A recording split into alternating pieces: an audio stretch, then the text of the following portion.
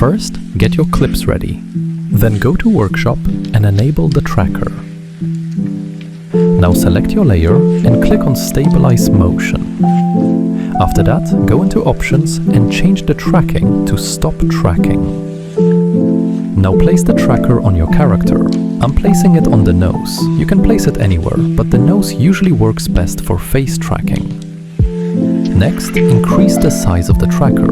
The bigger it is, the more accurate it'll be, but it'll also take longer to track. Now click the play button and let it track. Once it's done, click Apply. Make sure it's set to both X and Y, then click OK. As you can see, there are black bars. To fix that, add the motion tile effect.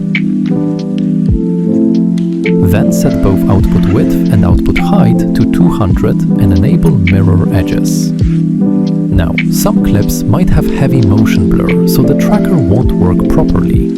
To fix that, we'll do manual tracking. Go to your clip, repeat the same steps, place the tracker, make sure in Options it's set to Stop Tracking.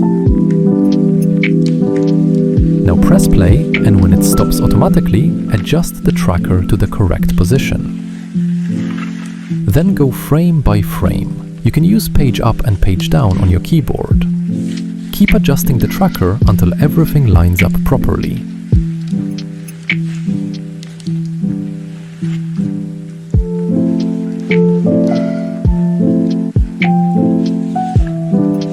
And that's it for today.